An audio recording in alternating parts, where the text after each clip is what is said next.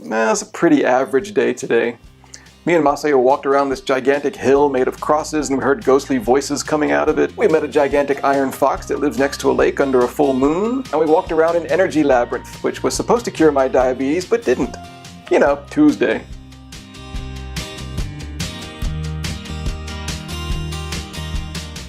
Hi, I'm Jeremy. Thanks for watching. Well, today was one of the standout days of the trip so far, I thought. We got a great glimpse into the full-fledged weirdness of Šiauliai, Lithuania. I even steered my blood sugars into a much better place. Until after dinner, and I don't want to talk about that. The first reading of the day was 2:53. We had breakfast at this local place called labyrinth. Very simple omelet with a little piece of bread. Kind of easy to figure out a humalog dose for this, I thought. So I shot up there in the booth and was annoyed to see that I was 278 back in the room later. But we had plans today. We're going to see this thing called the Hill of Crosses. We got on a local bus, and about 10 kilometers outside of Šiauliai, an old woman on the bus who assumed that's where we were going told us to get off here. So we got off at this stop called Domantai, and the bus left me and Masayo standing on the side of the highway with nobody else around. The sun was out, it wasn't too hot or cold, and on either side of the road were these big fields, but curiously, no hill of crosses. Finally, we saw this sign that said, Krzyż Kalnas. I guess that meant hill of crosses, and it said it was 2 kilometers this way. So we started walking down this little side road, which was even more awesome. Nobody was around, no people, and almost no cars, just this little road and this great Lithuanian sunshine. All we saw were trees and hay, and every now and then a cross just to whet our appetite. Finally, as we rounded one bend, there it was, the Hill of Crosses. Lithuania became part of the Russian Empire in 1795, and following an uprising in 1831, locals began placing crosses on the side of a former fort. The crosses represented the endurance of their religion in the face of hostility from the Russians. They quickly numbered in the thousands, but Russia didn't like it and kept destroying them and removing them. By the 20th century, fewer than 100 crosses remained at the site, and while more were continually added throughout the century, the Soviet Union would periodically bulldoze the site. They even considered damming a local river and submerging the entire hill underwater. Well, they didn't. The hill survived, and now it's estimated that over 100,000 crosses are on the site. Interestingly, the hill lies in nobody's jurisdiction, and anybody can come and go as they please and put crosses as they see fit. It's hard to explain how many crosses there are here, and how different they all are. They're made of wood and/or metal and/or plastic. Some are very ornate with all these intricate carvings and carefully worded messages. Some are very, very simple, just 2 straight sticks of wood nailed together.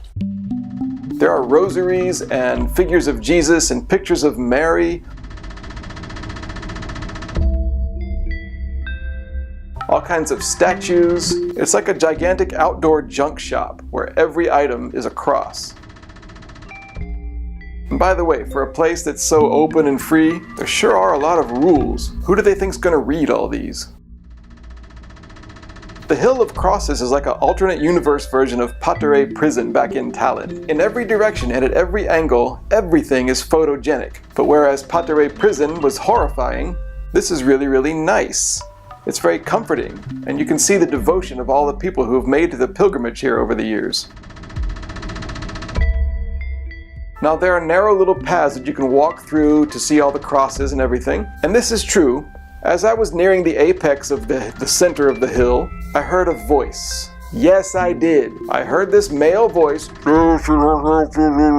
very faint at first. So clearly I was going insane, but I kept listening to it, and I realized it was coming from under the crosses, somewhere at the bottom of the hill. And just to prove I'm not crazy, I got video and audio of it. Jėzus su mokiniais atėjo į ūkį vadinamą Getsemanę ir tarė jiems, pasėdėkite čia, kol aš ten nuėjęs melsiuos. Pasiėmęs Petrą ir abu Zebediejaus sūnus. Apparently somebody had gotten a speaker down there and was broadcasting, I guess, religious messages to it, somehow, or something like that. Whatever the explanation, it was pretty spooky. Now, I knew I was being watched, but I checked my blood sugar here on the Hill of Crosses, and it was 180. I'll take it. Now there were hardly any people there except me and Masayo, so thankfully nobody saw me being sacrilegious. But one person who has been here is Michael Palin. In his New Europe series, he came to the Hill of Crosses, which I think is how I first heard of it. Now he didn't take a local bus from Šiauliai and then walk 2 kilometers up the sunny road like we did. He showed up in a convertible BMW, so he really didn't get the full experience. I pity him. But I do love it when our paths cross. We walked briskly back to the bus stop because if we missed the next bus we'd have to wait 2.5 hours or walk the 10 kilometers back to Šiauliai. Waiting for the bus, I tried to take video that I thought would be interesting, but I don't know what this was supposed to be. Anyway, the bus showed up exactly on time, to the minute, and we made it back to Šiauliai. First we went to a cafe called Varpas 154. Perhaps my blood sugar will be 154 here, I thought. Well, not too far off, it was 132. I had some cake, took another shot, and me and Masayo walked around some more.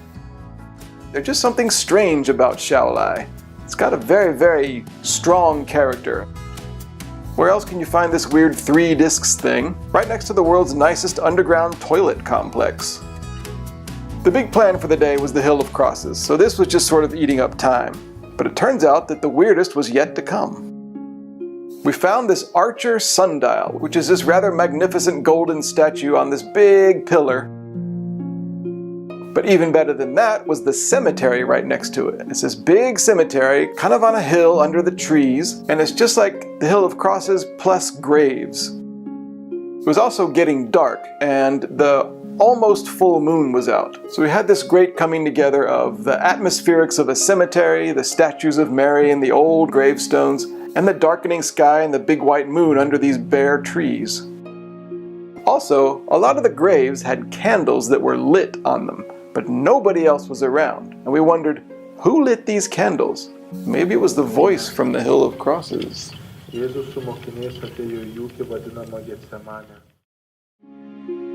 On the other end of the cemetery, we came out to this lake, which we weren't expecting. Next to the lake was this big iron fox, which they call Gelezhine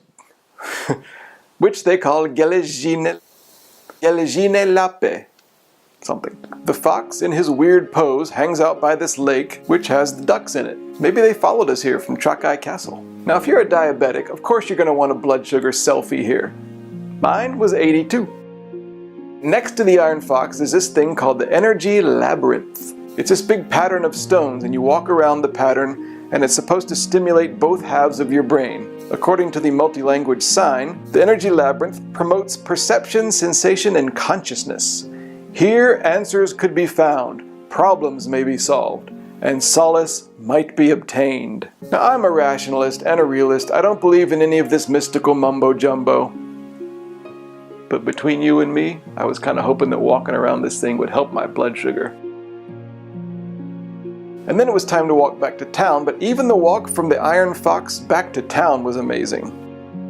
Something about Šiauliai at this time of day, at this time of year, the amazing boldness of the sky, the brightness of the moon, the inescapable web of bare tree limbs, and the fact that my blood sugar was good. All perfect. We picked up some fish from the supermarket and Masayo fixed it for dinner, and I got some chocolate milk. I like chocolate milk, what can I do? Before dinner I was 76, and we sat down to eat. Now after drinking about 1/4 of my box of chocolate milk, I realized that it tasted really funny. Masayo tried it and she agreed that it was really bad, so we threw it out. But we had both ingested some and we were worried that we were going to get some kind of food poisoning from it. We don't want to spend 2 days vomiting. Although that's an interesting memory in and of itself. But anyway, after dinner my blood sugars were terrible and I don't want to talk about it yet.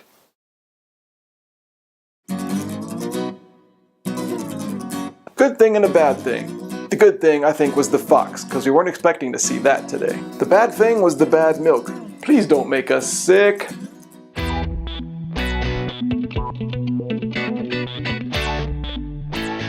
Diabetes thoughts. My average reading today was 181, which is not great, but it's better than it has been. Also, incidentally, I've checked my blood sugar exactly 100 times on this trip so far. Alright, now here's what happened after dinner. Remember I was 76 before dinner. 2 hours afterwards, I was 144. fine. But 2 hours after that, I was 230. I took 2 units of Humalog, and then 2 hours after that, 250. It's rising just for no reason. Maybe it was my devil horns at the Hill of Crosses. Maybe that energy labyrinth doesn't actually work.